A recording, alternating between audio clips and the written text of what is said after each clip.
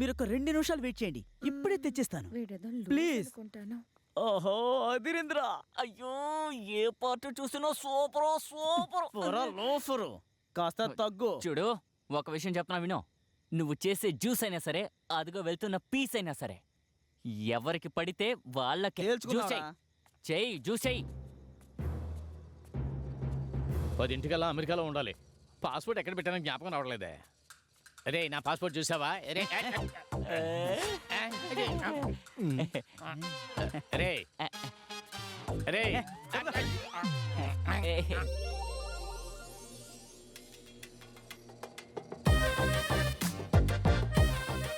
అప్పుడే నా దేవతను చూశాను, జూలియట్, నా క్వీన్. నా డార్లింగ్ చూడగానే నా గుండె జారి గల్లంతా క్రష్ వచ్చేసింది. ఏ అందం.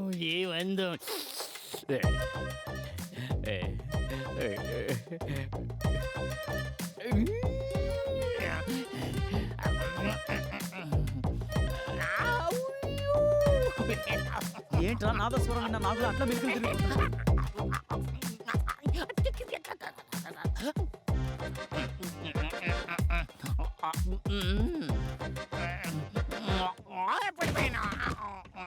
చూసావా, పవర్ షాక్ కొట్టిన పందిలా కింద పడిపోయాడు. ఈ ముసలోడికి అవసరం ఇది.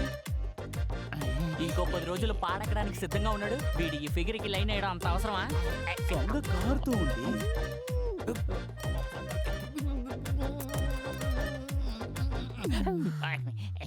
Who are you?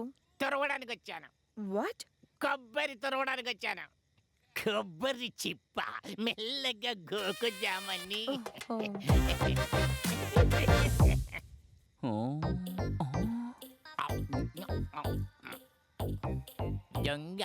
ఏ ముసలనక్క, నువ్వు దేన్ని నలుపుతున్నావో కాస్త చూసుకో. రేయ్, ఎవరా మీరంతా ఇక్కడేం చేస్తున్నారా? వంట చేస్తున్నాం సార్. ఓ ఇతనా? మిమ్మల్ని అసలు నేను పిలవనే లేదే. నిన్ను మాత్రం మేము పిలిచామా? రేయ్ నిన్ను పట్టుకోరా యోగి లాగానే బిన్ని కూడా కట్టేయండి రా. ఏం చేయాలో మాకు తెలుసులే. మాలో మాకు గొడవలు ఎందుకని విడివిడిగా హరిణికి మా ప్రేమను చెప్పాలనుకున్నాం. ఎవరిలో సక్సెస్ అయినా మిగతా వాళ్ళు తప్పుకోవాలి, అదే మా కండిషన్. ఆకు పక్కు తమలపాకు వేశాం, అందులో నేనే గెలిచాను. తన మీద నాకు ప్రేమ పుట్టింది. ఆమె వేసిన ప్రతి అడుగుని ముద్దు పెట్టుకుంటూ వెళ్ళాను. తనకి చాలు, ఎప్పుడు చూసినా నీ లవ్ స్టోరీయే చెప్తూ ఉంటావు.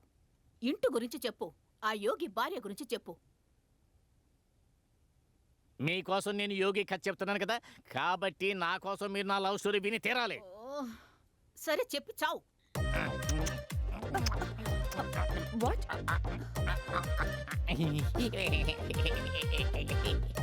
Thank you. డస్ట్బిన్ లో పడేయండి. నా ప్రేమని పేపర్ లాగా నలిపి పారేసింది.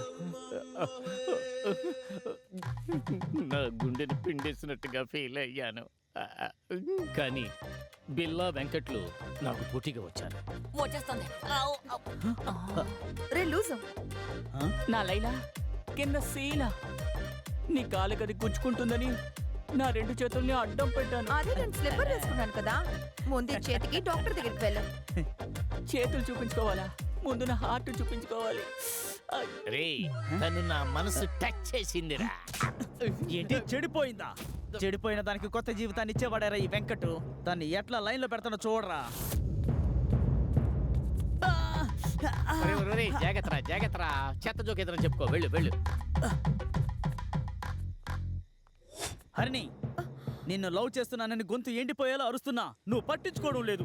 అందుకే కత్తితో సహా వచ్చా. నువ్వు నన్ను లవ్ చేయకపోతే కత్తితో చేయి కోసుకుంటా. ఐ లవ్ చెప్పు, లేదంటే కోసుకుంటా.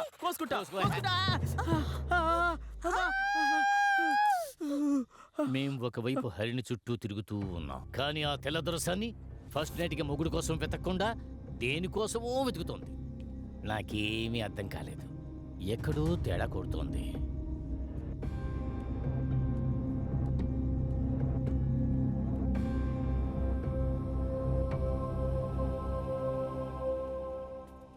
ఏది దీనికి కాలో సోఫా కవరో తెలియట్లేదే.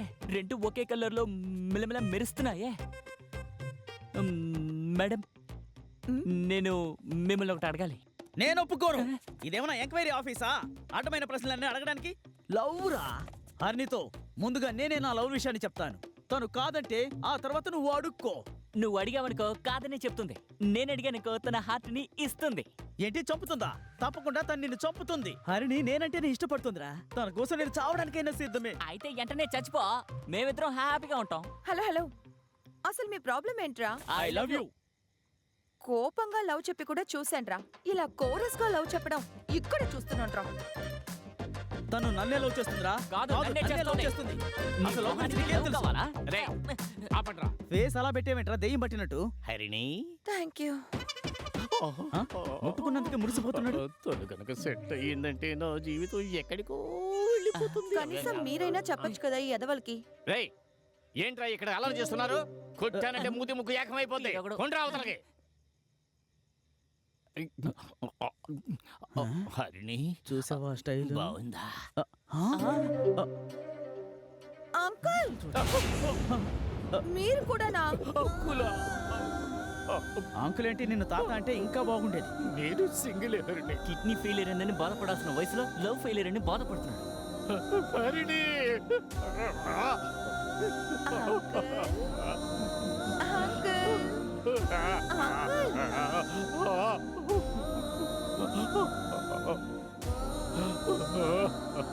నన్ను హక్కులంటావా?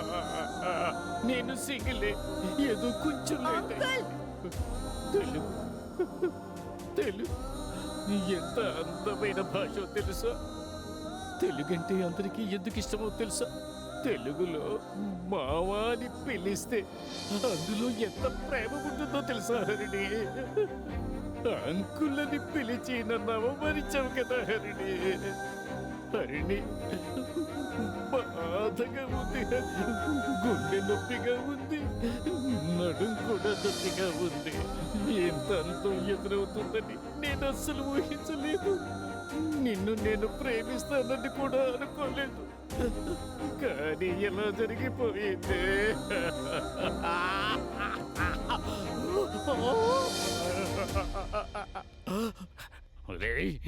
నీకు సెంటిమెంట్లవి సెట్ అవ్వవురా, సెట్ అవ్వవు. నువ్వు గెలవటానికే పుట్టావు. దావూద్ గెలుస్తావురా, గెలుస్తావు, గెలుస్తావు, గెలుస్తావు, గెలుస్తావురా, గెలుస్తావు.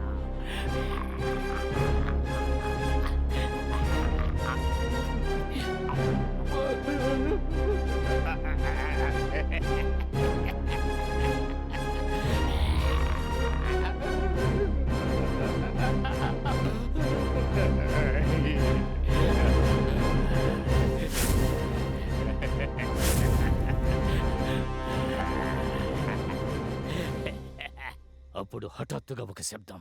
చూస్తే దొరసాని పైనుంచి కిందకు దిగుతోంది.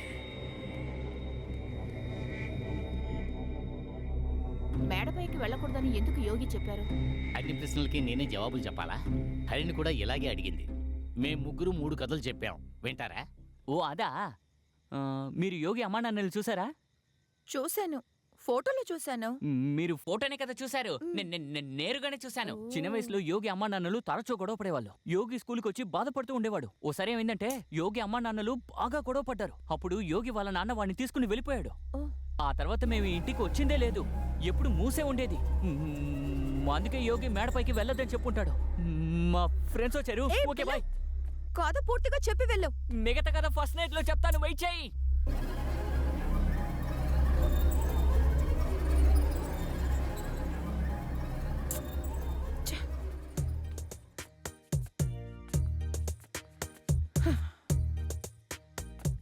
హరిణి ఏం జరుగుతుంది? హలో.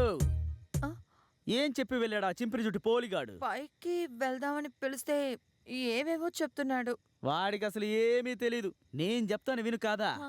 పూర్వకాలంలో ఈ ఊర్ని ఒక సుల్తాన్ పరిపాలించేవాడట. అతను దాచిపెట్టిన విలువైన సంపదనంతటికీ ఒక జిన్నుని కాపలాగా ఉంచాడు. జిన్నా? జిన్నంటే నువ్వు అనుకున్నట్టు మందు కాదమ్మో. జిన్నంటే కాంజురింగ్, కాంచనా లాంటి అదొక రకమైన దెయ్యం. ఆ నిధి కోసం ఎవరొచ్చినా సరే వాళ్ళని భయపెట్టి చంపేసేది. ఏ అదంతా వదిలేయండి. వస్తావా, మనం పైకి వెళ్ళి చూద్దాం. మేడపైకా?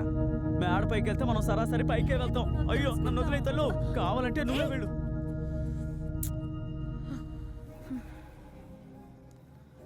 నేనే పైకి వెళ్ళి చూసేనా?